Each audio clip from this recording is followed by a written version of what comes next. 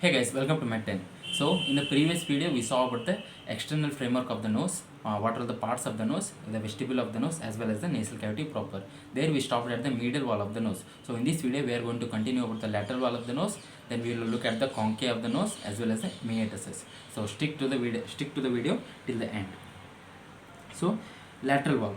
Coming to lateral was formed by the bones and cartilages. So moving on from the bones, lateral wall is a complex structure. It is formed by so many bones. Coming to bones, that is, we have the nasal bones, the frontal process of the maxilla, lacrimal bone, inferior nasal conchae, as well as labyrinth of the ethmoid. Then we have the perpendicular plate of the palatine bone as well as medial pterygoid plate of the sphenoid. So these are all the contents will form the lateral wall of the nose, and this is an important question as in the UG examinations as well. What forms the structures of the lateral wall of the nose? So make sure to remember it. We have the nasal bones, the frontal process of maxilla, the lacrimal bone, inferior nasal conchae, as well as the labyrinth of the ethmoid. Then we have the perpendicular plate of the palatine bone, the medial pterygoid plate of the sphenoid. So these all the structures form the bony framework of the lateral wall of the nose. Then we also have some cartilages that form the lateral wall. So which cartilages? We have the lateral nasal cartilage as well as the major alar cartilage. So we have two cartilages. We have the lateral nasal cartilage as well as the two major alar cartilage which forms the lateral wall of the nose. So revising it once again, we have the lateral wall formed by the bones and cartilages. Bones, as you can see, these all the bones will form, and cartilages, we have lateral nasal cartilage and major alar cartilage. So now let's move on to the features of the lateral wall. So lateral wall, we have divided it into anterior part, middle part and posterior part. Moving on to the anterior part, the anterior part is called is a small area and it is called as vestibule, and also the skin contains vibrissae or hairs. So we have learnt in the vestibule the interlacing hair are called vibrissae and they help in blocking the dust from the inspired air. So that forms the anterior wall of the anterior part of the lateral wall. So moving on to the middle part is also called as the atrium of the middle meatus. So middle part of the lateral wall is also called as the atrium of the middle meatus, and it is a curved mucocutaneous junction between the atrium and the vestibule. So this is the curved mucocutaneous junction between the atrium and the vestibule, and this part that differentiates vestibule and the nasal cavity proper, that is called as the limen nasi. Then we have the posterior part. Posterior part, we have scroll-like projections. They are called as scroll-like projections called as conchae or turbinates, and the spaces between these turbinates are called as the meatuses.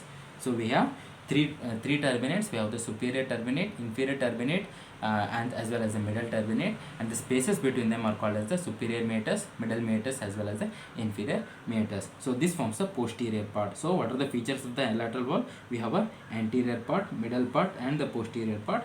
Anterior part, we have a small area called as vestibule with the hairs. Then we have the middle part called as the atrium of the middle meatus. Then we have the posterior part called as the posterior part consists of scroll-like projections such as turbinates as well as the spaces between them called as the meatuses.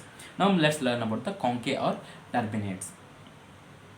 So moving on to the conchae or turbinates, what are these? They are curved bony projections directed downward and medial. So they are curved bony projections directed downward and medially. So they are called the conchae, and below each conchae we have a meatus, that is a space. So this is a space, and below each conchae we have a meatus. So what do we have? We have the superior nasal conchae, middle nasal conchae and inferior nasal conchae. Between the superior and the middle nasal conchae we have the superior meatus. Between the middle and the inferior nasal conchae we have the middle meatus, and down of the inferior nasal conchae we have the inferior meatus. So these are the three meatus between the three nasal conchae. So what are the meatuses? They are nothing but as the passages, or you can also call them as recesses under the overhead conchae. They are just a passage between the two conchae. So let's learn about the inferior meatus.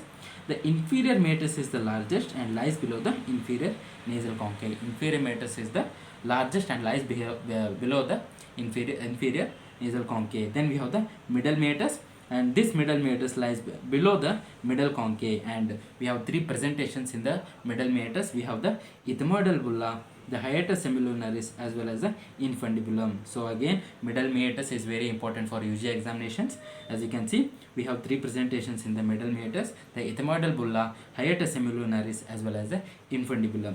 Then finally we have the superior meatus. Superior meatus is the smallest, and it is lies below the superior conchae. Superior meatus is the smallest and it lies below the superior conchae. Now when you look at the diagram, so this is the features of the lateral wall of the nasal cavity. So when you take a cut section like this and weave it, we can see the sphenoethmoidal recess here in the posterior superior part. Then we can see three conchaes. We have the superior, middle as well as the inferior nasal conchaes. Then between each concave we have the superior, middle and inferior meatuses. Then we also have the opening of the eustachian tube in the posterior part of the nasal cavity proper. So this is the external framework of the nose. As you can see, this is the atrium and this is the agar nasi. So these are all the features of the lateral nasal cavity. So thank you guys, thank you for watching video till the end. Make sure to subscribe and hit the like button and share this to your other friends if you found it helpful, and I'll see you in the next video. Bye.